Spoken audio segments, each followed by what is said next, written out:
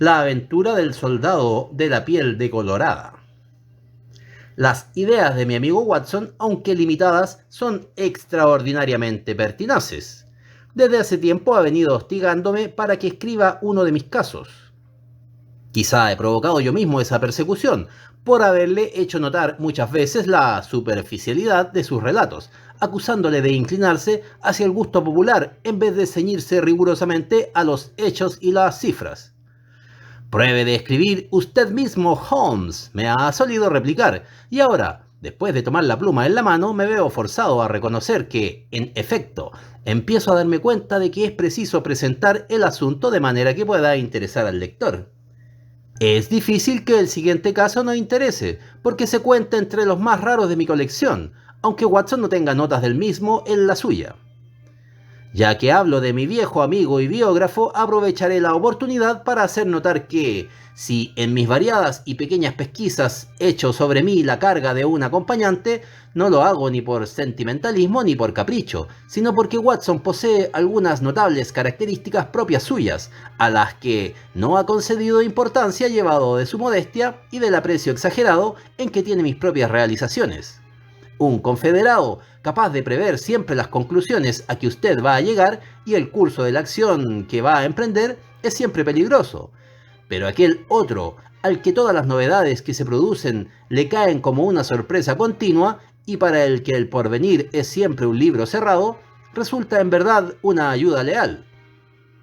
Veo por mis libros de notas que fue durante el mes de enero de 1903, apenas terminada la guerra con los Boers, cuando recibí la visita de Mr. James Dood, un británico corpulento, sano, quemado del sol, bien plantado.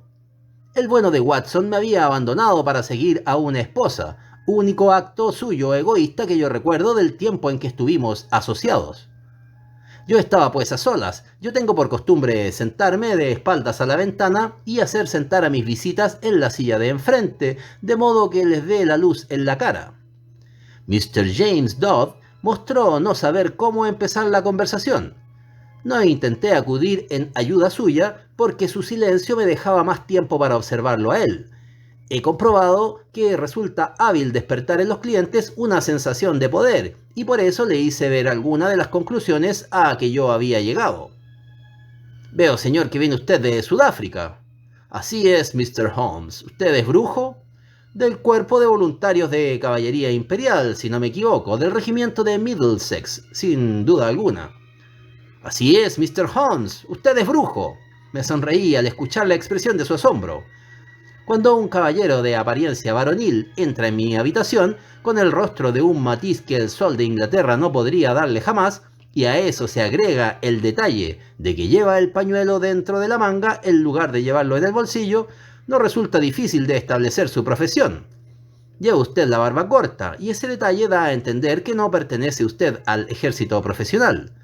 Tiene todo el aspecto de un jinete. En cuanto a situarlo en el cuerpo de Middlesex, ya su tarjeta me ha hecho saber que es usted corredor de bolsa en la calle Throckmorton.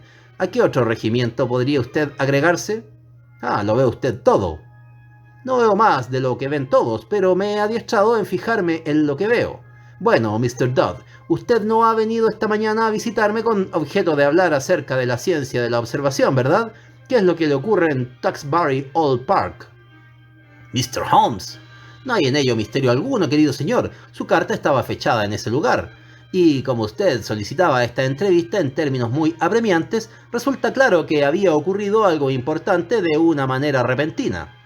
Así es, en efecto, pero yo escribí la carta por la tarde y de entonces acá han ocurrido muchas cosas. Si el coronel Emsworth no me hubiese echado de allí a puntapiés... ¿Que le he echado a puntapiés? Bueno, en realidad lo que hizo viene a ser lo mismo. Este coronel Emsworth no se para en barras. Fue en sus tiempos de militar el más exigente ordenancista que había en el ejército. Y aquellos eran tiempos en los que se empleaba un lenguaje duro. Yo no habría estado junto al coronel de no haber sido por atención a Godfrey.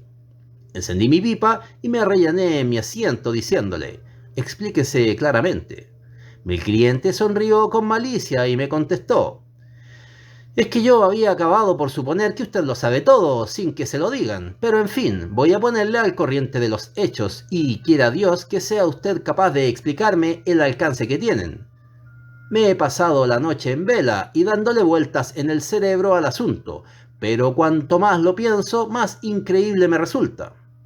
Cuando en el mes de enero de 1901, es decir, hace 2 años me incorporé, el joven Godfrey Emsworth servía en el mismo escuadrón. Era hijo único del coronel Emsworth de Cruz Victoria de la Guerra de Crimea. Llevaba en sus venas sangre combativa, y no es extraño que se alistase de voluntario. No había en todo el regimiento mozo de mejores dotes. Nos hicimos amigos, con esa amistad que únicamente llega a establecerse cuando dos personas viven idéntica vida y comparten las mismas alegrías y dolores. Era mi camarada. Esta palabra significa mucho en el ejército. Durante un año entero de rudo pelear, aguantamos juntos las duras y las maduras, hasta que, durante la acción que tuvo lugar cerca de Diamond Hills, en los alrededores de Pretoria, le metieron a él una bala de grueso calibre. Recibí una carta suya desde el hospital de Ciudad del Cabo y otra desde Southampton. Pues bien, acabada la guerra y ya todos de regreso, le escribí al padre preguntándole por el paradero de Godfrey. No me contestó. Esperé y volví a escribirle. Esta vez recibí una carta concisa y huraña. Godfrey había emprendido un viaje alrededor del mundo y no era probable que regresase antes de un año. Y nada más. Yo no me quedé satisfecho, Mr. Holmes. Todo ello me resultó condenadamente raro. Godfrey era un buen muchacho, y no podía hacer de lado a un camarada de ese modo. No concordaba con su manera de ser. Resulta que, además, yo estaba enterado de que tenía que heredar una suma importante de dinero, y que su padre y él no siempre se entendían bien. El viejo era en ocasiones agresivo, y el joven Godfrey era demasiado entero para aguantarlo. No, yo no me di por satisfecho y decidí llegar hasta la raíz del asunto. Pero como mis propios casos requerían mucha atención tras 2 años de ausencia, no me fue posible ocuparme del caso de Godfrey hasta esta misma semana. Pero puesto que lo he tomado ya en mano, me propongo abandonar todo hasta llevarlo a feliz término.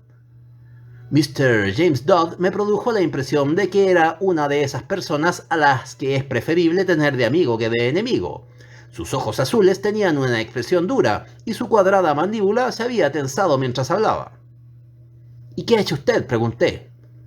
Mi primer paso consistió en ir hasta su residencia, Taxbury Old Park, cerca de Bedford, para ver por mis propios ojos cómo se presentaba el terreno. Por eso le escribí a la madre, no quería tratar más con el venado del padre. Fue un ataque frontal, que Godfrey era mi camarada, yo tenía un gran interés que ella se explicaría por lo que habíamos pasado juntos, que iba a pasar por el pueblo, y si ella no ponía objeción alguna, etc. La contestación fue atentísima, y en ella se me ofrecía alojamiento para pasar la noche. Eso fue lo que me llevó el lunes allí. El viejo palacio de Taxbury se halla en un lugar inaccesible, a 10 kilómetros de distancia de cualquier punto.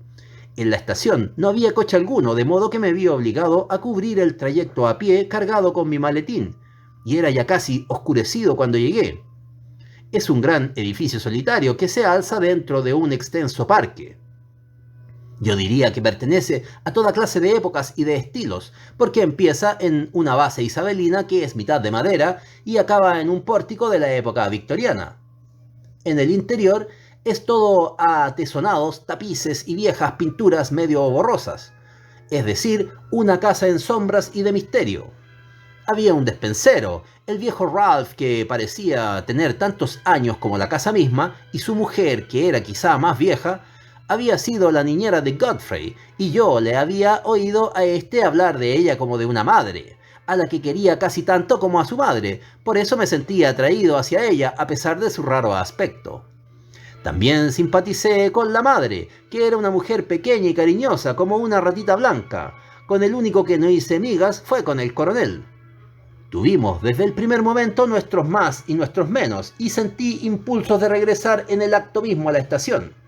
Si no lo hice fue porque tuve la sensación de que sería hacerle el juego a él. Me pasaron inmediatamente a su despacho y allí me lo encontré, corpulento, cargado de espaldas, tez oscura, larga barba revuelta, sentado detrás de su mesa de escritorio llena de papeles.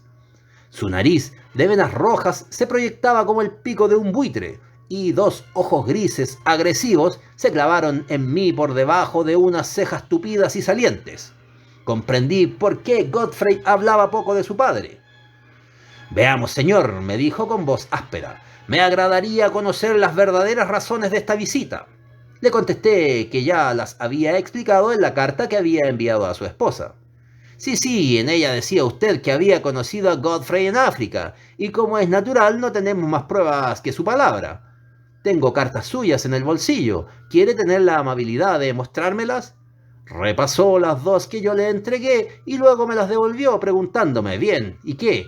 Yo quiero mucho a su hijo, señor. Nos unen muchos lazos y recuerdos. ¿No es, pues, natural que yo me asombre de su repentino silencio y que desee saber qué ha sido de él?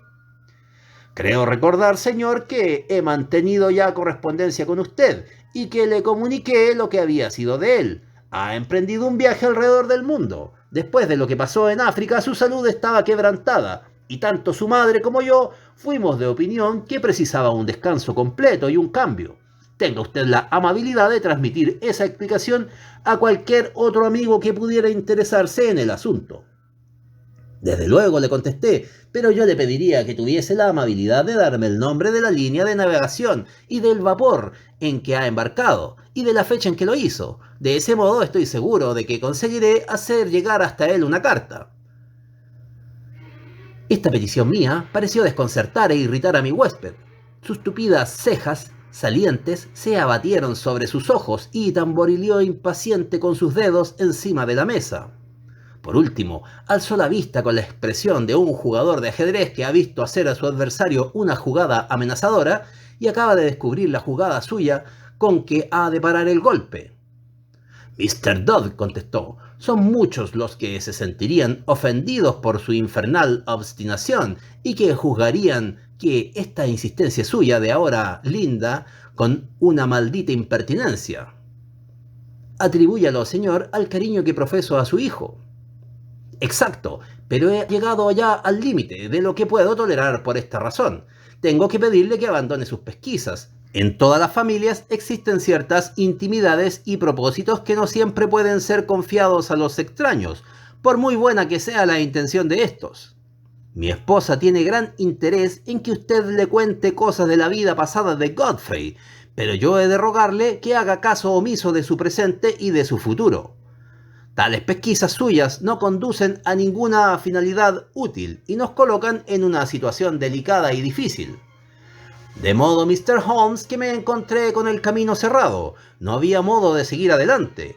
Lo único que me quedaba era simular que aceptaba la situación, haciendo interiormente promesa de no descansar hasta aclarar qué había sido de mi amigo. La velada fue tristona. Cenamos tranquilamente los tres en una vieja habitación oscura y ajada. La señora me preguntó ansiosamente acerca de su hijo, pero el anciano parecía huraño y deprimido. Todo aquello me aburrió de tal manera que me excusé lo antes que me fue posible hacerlo dentro de las buenas formas y me retiré a mi dormitorio. Era esta una habitación amplia y desnuda, situada en la planta baja, tan lóbrega como el resto de la casa, pero Mr. Holmes, después de dormir durante un año en el Belt, se vuelve uno un poco exigente en estas materias. Descorrí las cortinas y me asomé a mirar el jardín, fijándome en que hacía una noche hermosa, con la media luna brillante en el cielo. Después me senté junto a la viva hoguera de la chimenea, con la lámpara colocada a mi lado en una mesa, y traté de distraer mis pensamientos con la lectura de una novela. Pero me cortó la lectura la entrada de Ralph, el viejo despensero, que me traía un nuevo suministro de carbón. Pensé que quizás se le acabase durante la noche el que tiene, señor. El tiempo es crudo y estas habitaciones son frías. Vaciló antes de retirarse de la habitación, y al volver yo la vista me encontré con que estaba en pie y que su arrugada cara me miraba con expresión de ansiedad. Señor, yo le ruego que me perdone, pero no pude menos de escuchar lo que usted habló de mi joven Mr. Godfrey durante la cena. Ya sabrá usted, señor, que fue mi mujer la que le crió, de modo que yo casi podría decir que soy su padre adoptivo. Es pues natural que nosotros nos interesemos por el señorito, de modo que, según dice usted, se portó como un valiente. Hombre más valeroso no lo hubo en todo el regimiento. En cierta ocasión me sacó de debajo mismo de los rifles de los Boers, y quizás si él no lo hubiese hecho yo no estaría aquí en este momento. El anciano despensero se frotó las arrugadas manos. Sí, señor, eso va perfectamente con la manera de ser de Mr. Godfrey. Siempre fue valeroso. No hay en el parque un solo árbol al que él no haya trepado. Nada era capaz de detenerle. Fue un muchacho magnífico. Y también, señor, también de hombre fue magnífico. Me puse en pie de un salto y exclamé: ¿Cómo dice usted que fue? Habla como si él hubiese muerto. ¿Qué misterio encierra todo esto? ¿Qué ha sido de Godfrey Emsworth? Agarré al anciano por los hombros, pero él se echó atrás. No entiendo lo que usted dice, señor. Si algo quiere saber de Mr. Godfrey, interrogue usted al amo. Él lo sabe. Yo no debo entremeterme. Iba a retirarse de la habitación, pero yo le detuve por el brazo y le dije: escuche, va usted a contestarme a una sola pregunta antes que se retire, porque de lo contrario soy capaz de retenerle a usted aquí toda la noche. ¿Ha muerto Godfrey? No fue capaz de sostener mi mirada. Parecía estar hipnotizado. La contestación salió de sus labios como si yo lo hubiese arrancado, y fue terrible e inesperada. «Pluguiera Dios que hubiese muerto», exclamó, y arrancándose de mis manos, se precipitó fuera de la habitación. Ya se imaginará usted, Mr. Holmes, que no volví a mi silla en un estado de ánimo muy feliz.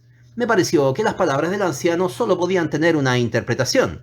Era evidente que mi pobre amigo habíase visto envuelto en algún acto criminal, o por lo menos vergonzoso, y que afectaba el honor de la familia. Por eso aquel anciano severo había enviado a su hijo lejos, ocultándolo al mundo, a fin de evitar algún escándalo público. Godfrey era un mozo temerario, y que se dejaba llevar fácilmente por los que le rodeaban. Había caído sin duda en malas manos que le habían extraviado y conducido a la ruina. Si se trataba verdaderamente de eso, la cosa era lamentable, pero aún en un caso así era deber mío buscarle hasta dar con él, a fin de ver si yo podía hacerle de alguna ayuda. Me hallaba ensimismado y meditando con ansiedad en el asunto cuando alcé la vista y me encontré de pronto con el mismísimo Godfrey Emsworth, que estaba en pie delante de mí. Mi cliente se había detenido como persona presa de profunda emoción. Yo, al darme cuenta de su estado, le dije: «Prosiga, por favor, su problema ofrece algunos rasgos muy fuera de lo corriente». «Mr. Holmes, mi amigo estaba de la parte de afuera de la ventana, con la cara apretada contra el cristal. Le he dicho antes que yo me asomé a mirar cómo estaba la noche. Al hacerlo dejé las cortinas parcialmente descorridas. La figura de mi amigo quedaba encuadrada dentro de esa abertura de las cortinas. La ventana llegaba hasta el suelo mismo, de modo que pude ver toda su figura, pero fue su rostro el que atrajo la mirada mía. Estaba mortalmente pálido. Jamás he visto yo a un hombre de rostro tan blanco. Creo que esa debe ser la blancura de los fantasmas, pero sus ojos se cruzaron con los míos, y en verdad que eran ojos de una persona viva. En el momento en que él cayó en la cuenta de que yo le miraba, dio un salto atrás y desapareció en la oscuridad. Mr. Holmes, en el aspecto de ese hombre hay algo que me produjo una impresión dolorosa. No se trata simplemente de una cara cadavérica que se destacaba en la oscuridad, tan blanca como el yeso. Era algo más sutil, algo como vergonzoso, furtivo, algo como culpable, en fin, algo completamente distinto de la franqueza y hombría que yo conocí en aquel mozo. Me quedó en el alma una sensación de horror, pero el hombre que ha estado haciendo la guerra un año o dos, teniendo por contrario en el juego al hermano Boer, sabe conservar templados los nervios y actuar con rapidez. Apenas había desaparecido Godfrey, cuando yo ya me había abalanzado hacia la ventana, el cierre de esta funcionó con dificultad y tardé algún tiempo en poder levantarla hacia arriba. Acto seguido me escabullí por la abertura y corrí por el camino del jardín hacia la dirección que yo pensé que podía haber tomado mi amigo. El camino era largo y la luz mala, pero me pareció que algo se movía delante de mí. Seguí corriendo y le llamé por su nombre, pero fue inútil. Al llegar al final del camino me encontré con que éste se bifurcaba en varias direcciones, yendo a parar a distintos edificios adyacentes a la casa. Me quedé indeciso, y estando así, escuché con toda claridad el ruido de una puerta que se cerraba. No se había producido en la casa a mis espaldas, sino enfrente de mí, en algún sitio envuelto en la oscuridad. Aquello me bastó, Mr. Holmes, para adquirir el convencimiento de que lo que yo había visto no era una visión. Godfrey había huido de mí corriendo y se había metido en algún sitio, cerrando después la puerta. De eso estaba yo seguro. Ya no me quedaba a mí nada que hacer. Pasé una noche intranquila dando vueltas en mi cabeza al asunto y tratando de encontrar alguna explicación en la que encajase todo lo sucedido. Al día siguiente encontré al coronel de temperamento más conciliador, y como su esposa me hizo notar que en aquellos alrededores existían lugares dignos de verse, aproveché la oportunidad para preguntarles si les resultaría molesto que yo pasase allí otra noche más. La gruñona conformidad dada por el anciano me proporcionó un día entero para dedicarme a observar. Yo estaba ya completamente convencido de que Godfrey se ocultaba por allí cerca, pero me quedaba todavía por averiguar el sitio y la razón de aquel ocultamiento. Era la casa tan espaciosa y tan llena de recovecos que podía esconderse dentro de ella un regimiento entero sin que nadie advirtiese su presencia. Si el secreto estaba allí, me resultaría difícil penetrarlo, pero la puerta que yo había oído cerrarse estaba con toda seguridad fuera de la casa. Era preciso que yo explorase el jardín, por si podía descubrir algo.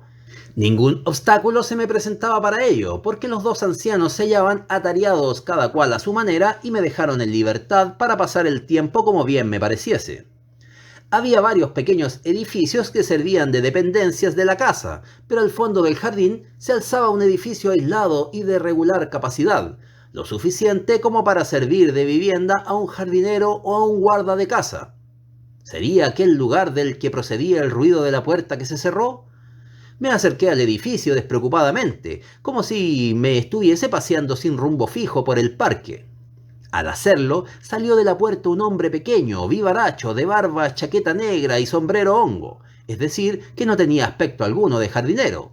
Con gran sorpresa mía, aquel hombre cerró la puerta con llave después de salir y se metió ésta en el bolsillo.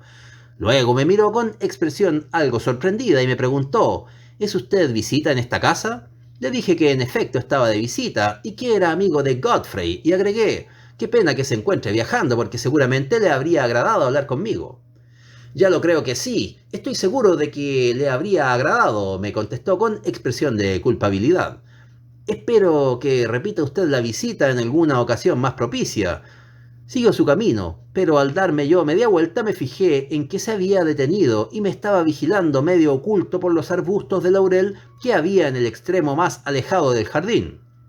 Me fijé detenidamente en la casita al pasar por delante, pero las ventanas estaban cerradas con gruesas cortinas y me dio la impresión de que no había nadie dentro. Si yo me mostraba demasiado audaz, pudiera echar a perder mi propio juego e incluso me exponía a que me diesen orden de marcharme de la casa porque tenía la sensación de que me vigilaban. Por eso me volví paseando al edificio principal y dejé para la noche hacer nuevas averiguaciones. Cuando todo estuvo oscuro y tranquilo, me deslicé por la ventana de mi cuarto y avancé todo lo silenciosamente que me fue posible hasta la misteriosa casita. He dicho ya que las ventanas estaban cubiertas con gruesas cortinas, pero ahora me las encontré también cerradas con persianas. Sin embargo, a través de una de ellas salía un poco de luz, y por eso concentré mi atención en ella. Tuve suerte, porque la cortina no había sido corrida del todo y podía ver el interior de la habitación por una grieta que tenía la persiana. Era un cuarto bastante alegre, en el que ardían una lámpara y un buen fuego en la chimenea. Frente a mí estaba sentado el hombrecito al que yo había encontrado por la mañana. Fumaba en pipa y estaba leyendo un periódico. ¿Qué periódico era?, pregunté yo. Mi cliente pareció molestarse porque yo le hubiese interrumpido el relato y preguntó: ¿tiene eso importancia? Es de lo más esencial.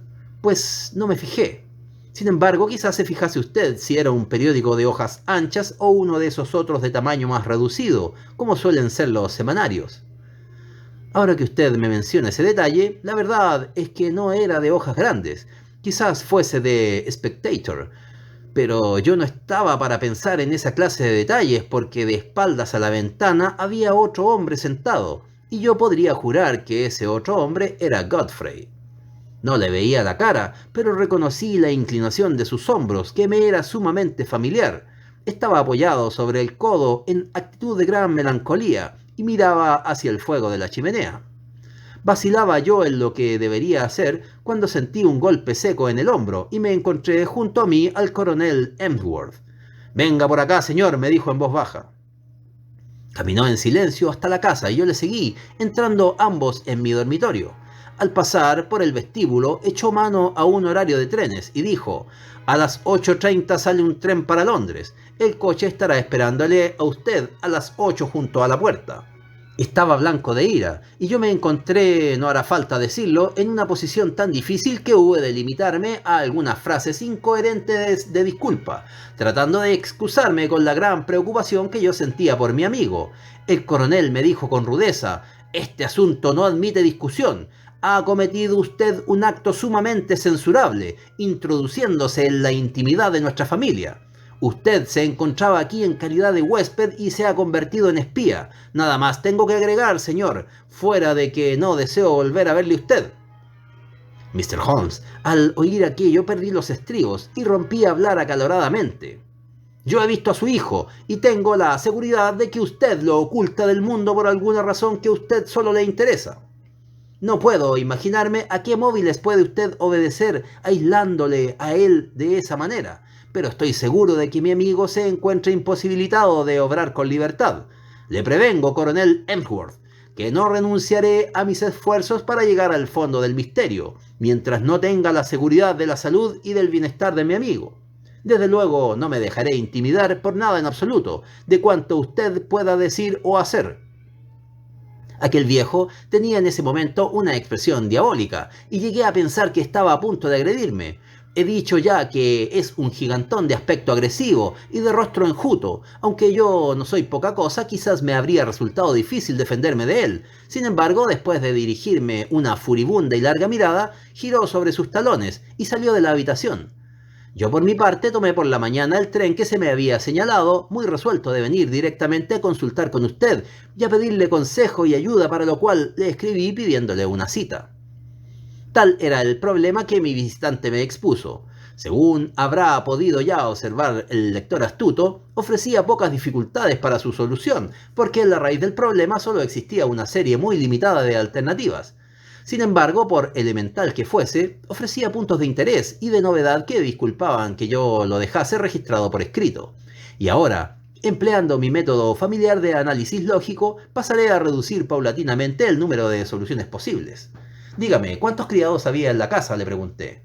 «Pues por lo que yo vi, deduzco que no había más que el viejo despensero y su mujer. El género de vida que allí se llevaba era de lo más sencillo». «¿De modo que en la casita independiente no había ningún criado?». «Ninguno, a menos que actuase como tal el hombrecito de la barba. Sin embargo, me dio la impresión de ser una persona muy superior a ese cargo». «He ahí un detalle muy sugestivo. ¿Se fijó usted en si llevaban de comer desde una casa a la otra?». «Ahora que usted me habla de eso, es cierto que vi al viejo Ralph ir por el camino del jardín en dirección a la casita, llevando una cesta. En aquel momento no se me ocurrió la idea de que la cesta pudiera contener alimentos». «¿Realizó usted algunas pesquisas en el pueblo?». «Sí, hablé con el jefe de la estación y también con el mesonero del pueblo. Me limité a preguntarles si tenían algunas noticias de mi antiguo camarada Godfrey Emsworth. Ambos me aseguraron que estaba realizando un viaje alrededor del mundo, que había regresado a casa y que casi enseguida volvió a salir para reemprenderlo.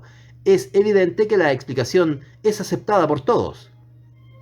«¿Nada habló usted de sus sospechas?». «No, nada». «Obró usted muy cuerdamente. No hay duda de que estamos en la obligación de investigar el caso. Regresaré con usted a Taxbury Old Park». «¿Hoy mismo?».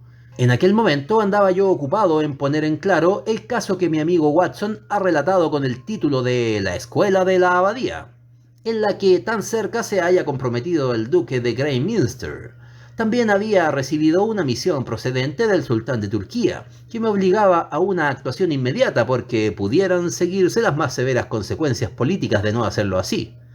Por consiguiente, y según consta en mi diario, solo en los comienzos de la semana siguiente pude ponerme en camino para cumplir mi compromiso en Bedfordshire en compañía de Mr. James Dodd. Mientras nos dirigíamos a la estación de Euston, recogimos a un caballero grave y taciturno de aspecto de hierro gris, con el que previamente había yo hecho los arreglos necesarios.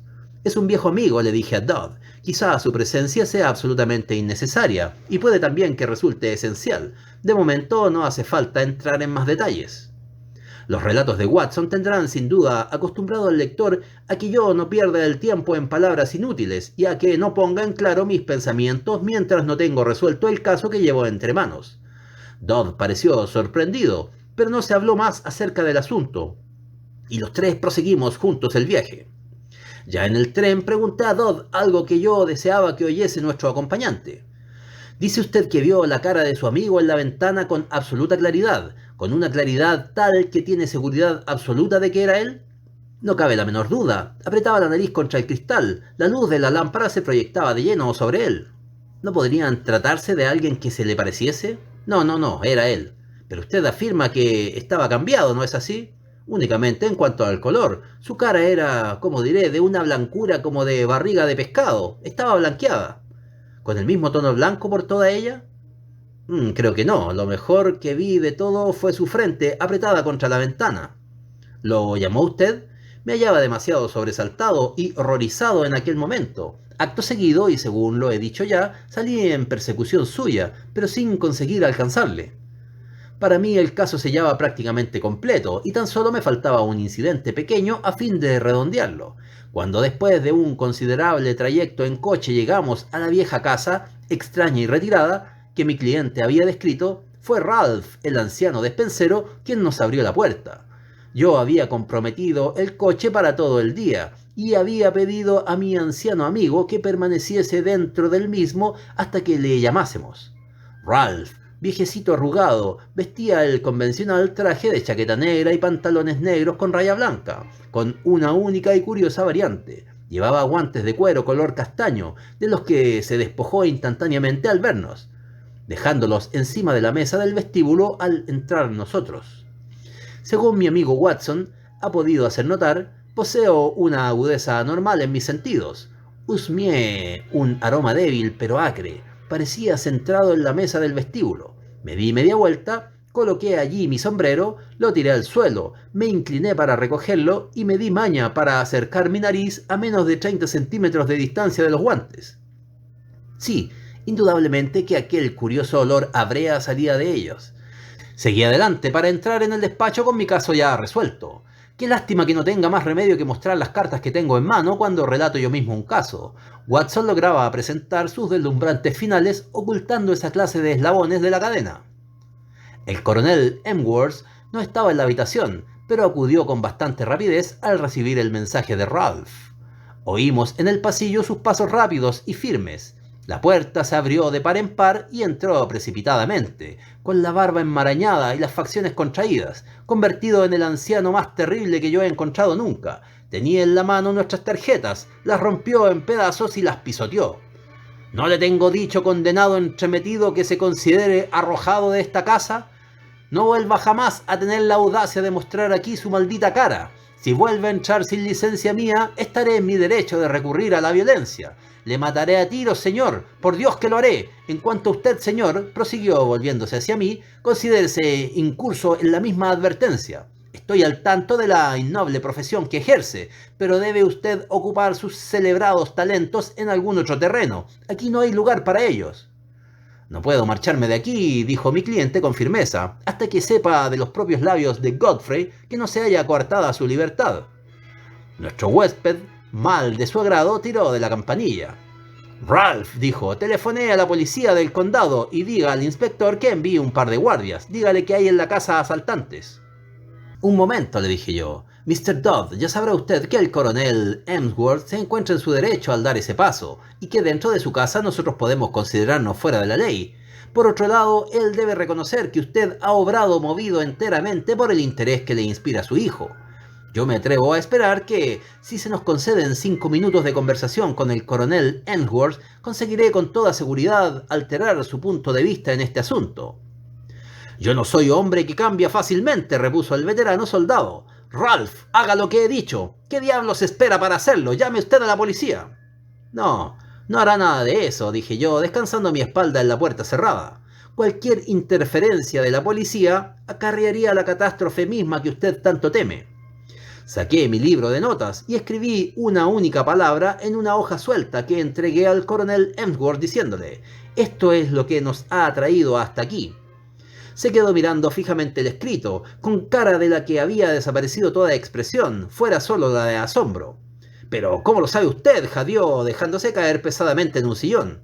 «Por mi profesión, debo poner en claro las cosas, de eso me ocupo». El coronel se sumió en profundas meditaciones, mientras su mano huesuda tiraba de su barba enmarañada. De pronto hizo un gesto de resignación.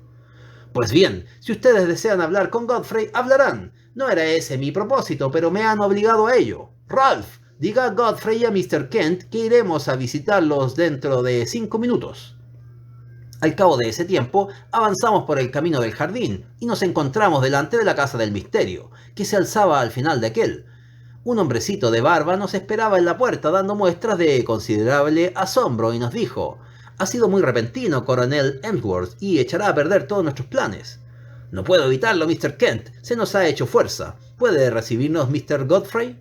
«Sí, está esperando dentro».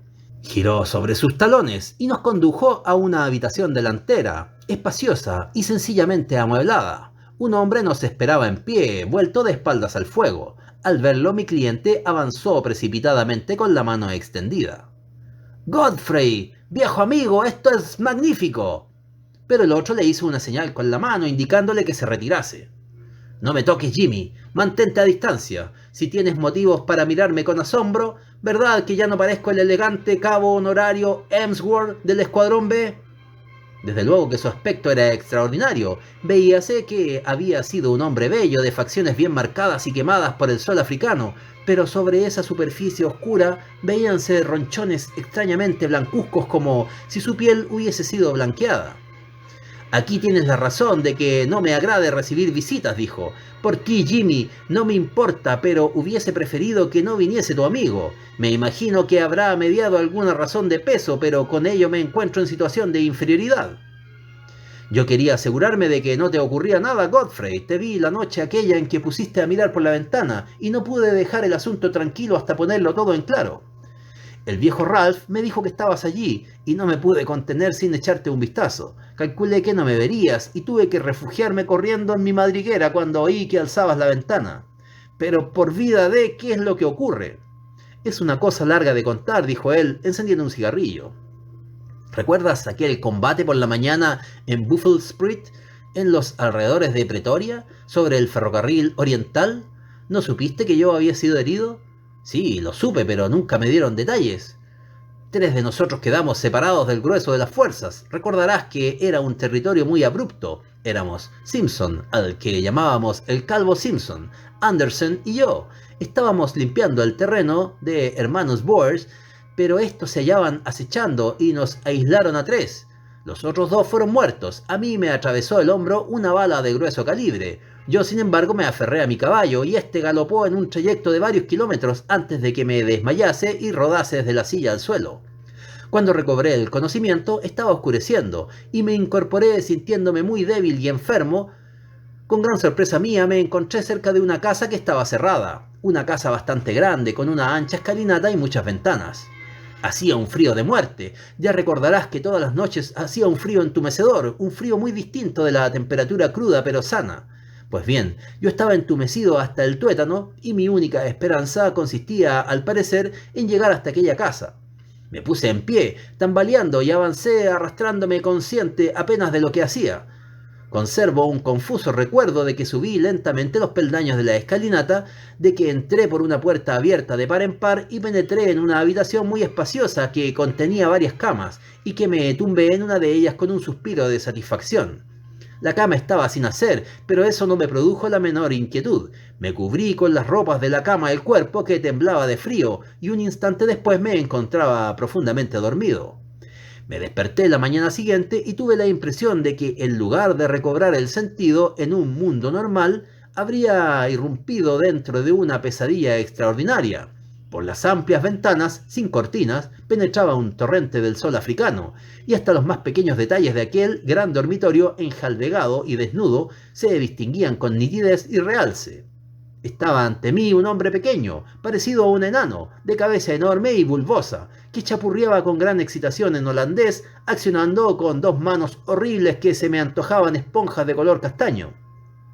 A sus espaldas había un grupo de personas que parecían sumamente divertidas con la situación, pero al mirarlas sentí correr por mi cuerpo un escalofrío. Ni una sola de ellas era un ser humano normal. Todas estaban contorsionadas, hinchadas o desfiguradas de manera fantástica. La risa de aquellos monstruos extraordinarios era espantosa de oír. Por lo visto, ninguno de ellos era capaz de hablar en inglés, pero era urgente aclarar la situación, porque aquel ser de cabeza monstruosa estaba enfureciéndose cada vez más y lanzando gritos de bestia salvaje. Me había puesto las manos deformes encima y me sacaba a rastras de la cama, sin hacer caso de la sangre que emanaba de nuevo de mi herida. Aquel pequeño monstruo tenía la fuerza de un toro, y no sé lo que me habría hecho si no hubiese acudido, al oír el barullo, un hombre anciano que se veía que ejercía autoridad. Pronunció en holandés algunas frases severas, y mi perseguidor se alejó reculando. Luego aquel hombre me miró presa del mayor asombro y me preguntó: ¿cómo diablos ha venido usted a parar aquí? Espere un momento, me doy cuenta de que está usted rendido de cansancio y que es preciso curar esa herida que tiene en el hombro. Soy médico y voy a vendarle enseguida, pero, por Dios vivo, ¿qué está usted aquí en un peligro mayor que el que le amenaza el campo de batalla? ¿Por qué se encuentra en el hospital de leprosos y ha dormido usted en la cama de un leproso? ¿Para qué voy a decirte más, Jimmy? Por lo visto, todos aquellos pobres habían sido evacuados el día anterior, ante la inminente batalla. Luego, al avanzar los británicos, el médico superintendente había vuelto a llevarlos ahí. Este me aseguró que, aunque él se creía inmune a la enfermedad, no se habría atrevido a hacer lo que yo había hecho. Me alojó en una habitación reservada, me trató cariñosamente y cosa de una semana después fui llevado al Hospital General de Pretoria. Ahí tienes mi tragedia. Yo aguardaba contra toda esperanza. Los terribles síntomas que tú ves en mi cara no vinieron a anunciarme que no me había salvado hasta que no me encontré de vuelta en mi casa. ¿Qué iba a hacer? Me encontraba en esta casa solitaria. Disponíamos de 2 servidores en los que podíamos confiar por completo. Contábamos con una casita dentro de la cual yo podía vivir. Mr. Kent, que es médico, se manifestó dispuesto a permanecer a mi lado bajo juramento de guardar el secreto. En esas condiciones, el asunto parecía sencillo. La alternativa que se me ofrecía era espantosa. Separación para toda la vida entre gentes desconocidas sin una esperanza de liberación. Pero era imprescindible guardar el más absoluto secreto, porque de lo contrario, hasta en esta tranquila región campesina se habría levantado un alboroto, y yo me habría visto arrastrado a mi suerte horrible. Era preciso ocultarlo incluso de ti, Jimmy. No llego a comprender cómo mi padre ha alterado su resolución. El coronel Emsworth me señaló a mí con el dedo. Este es el caballero que me forzó a ello. Al decirlo, desdobló la hoja de papel en la que yo había escrito la palabra lepra.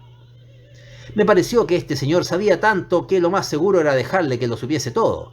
Y en efecto, ha sido lo más seguro, le dije. ¿Quién sabe si todo esto no redundará en beneficio? Creo haber entendido que la única persona que ha examinado al enfermo ha sido Mr. Kent. ¿Me permite, señor, preguntarle si es usted una autoridad competente en esta clase de enfermedades? Según tengo entendido, son por naturaleza tropicales o semitropicales.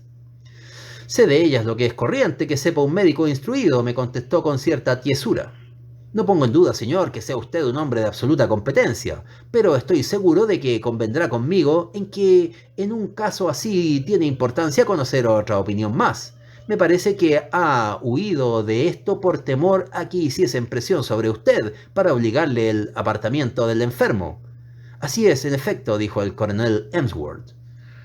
Preví esta situación, dije yo, explicándome, y me he hecho acompañar de un amigo en cuya discreción podemos confiar por completo. En cierta ocasión yo pude rendirle un favor profesional y él está dispuesto a aconsejarme más bien como amigo que en su calidad de especialista. Se llama Sir James Saunders.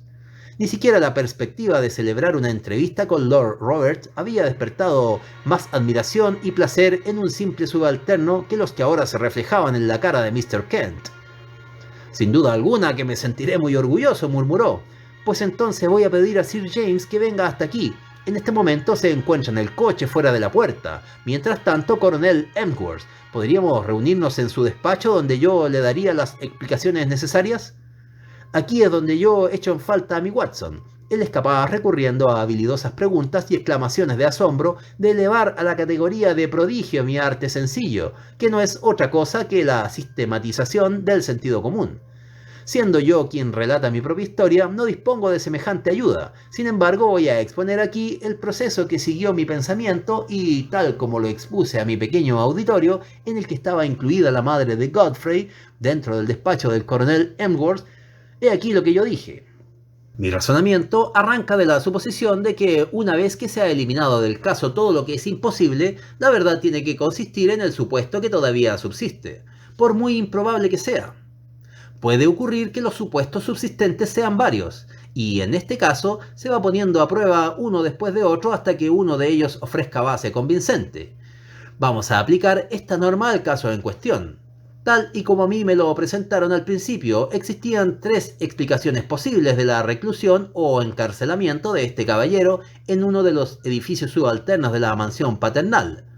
Consistía una de las explicaciones en que estaba oculto por algún crimen, o en que estaba loco y su familia deseaba no verse en la obligación de llevarlo a un asilo, o en que se yace afectado de alguna enfermedad que obligaba a mantenerle apartado. No se me ocurrieron otras soluciones adecuadas, por tanto era preciso comparar y sopesar cada una de ellas con las demás. La suposición del crimen no aguantaba un análisis. En este distrito no se había dado la noticia de ningún crimen cuya solución constituyese un misterio. De eso estaba yo seguro.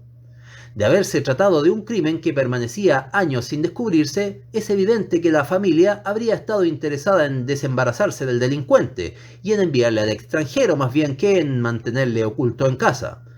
No se me ocurría ninguna explicación para esta última línea de conducta. Lo de la locura ya era más plausible. La presencia de otra persona en la casita hacía pensar en un cuidador. El hecho de que cerrase la puerta al salir reforzaba la suposición y sugería la idea de que se ejercía fuerza.